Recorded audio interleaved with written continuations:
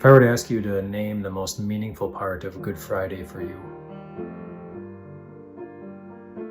do you know what you'd pick?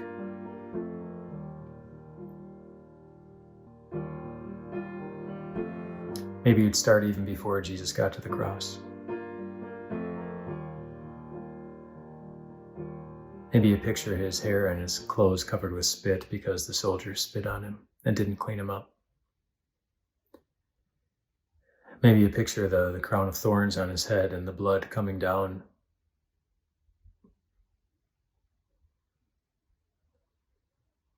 Or you picture his whipped back. You picture his face bruised and bloodied and beaten. And he just took it because he was determined to be there for everyone. Maybe you picture him laying down on the cross, almost voluntarily surprising the soldiers and extending his arm out so that they could pound the nails in, which they never would have experienced, showing that Jesus was a different kind of person.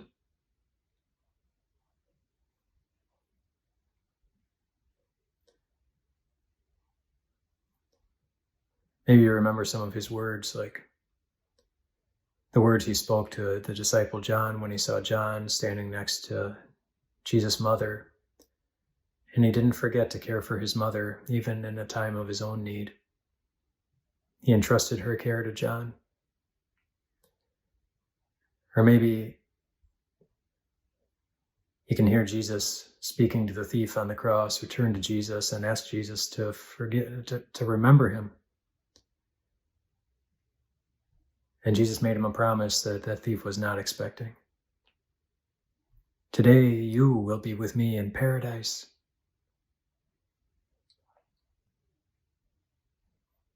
Maybe you think of the temple and the curtain being torn in two, the symbolic separation between us and God.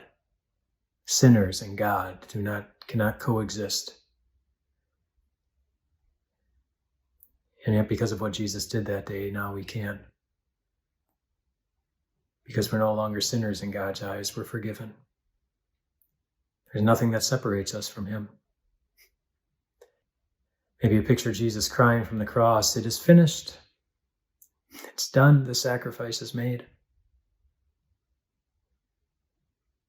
Maybe you picture him looking out from the cross at the crowd that put him there and saying yet another thing nobody would have been expecting. Asking his Father to forgive them because they just didn't know what they were doing.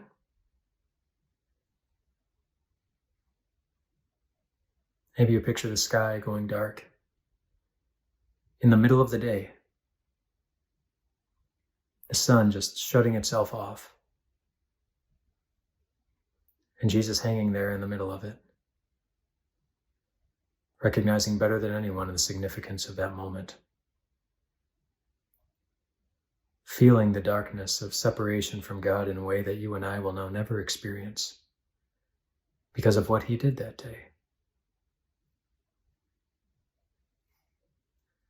There's so many other things you could choose as well, but you put all of them together, you put some of them together, you pick any one of them, and they all say the same thing.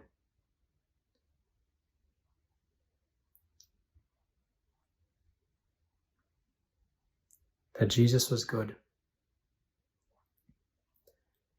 And he wasn't just good to some.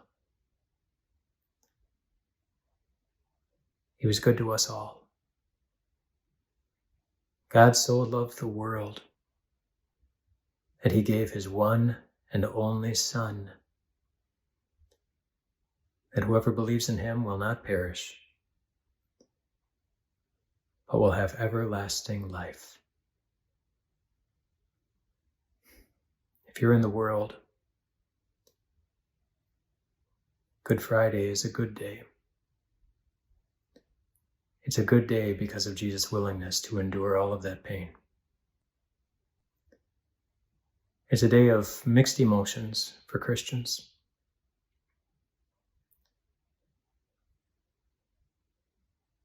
But however hard it is to look at the pain that Jesus endured and to imagine him enduring it, God doesn't want you to miss that it was a day that God was being good to you. Psalm 34 is kind of a well-known line where David writes, "Taste and see that the Lord is good." And I think you can apply that to Good Friday, that the more you absorb about it, the more you devour it, the more you taste it, the more you savor it, all of the details of it. If you haven't, I'd encourage you to read through the details in the books of Matthew and Mark and Luke and John. They all record different aspects of it, but they all highlight the same thing. That God is good to all. God is good to you. He is.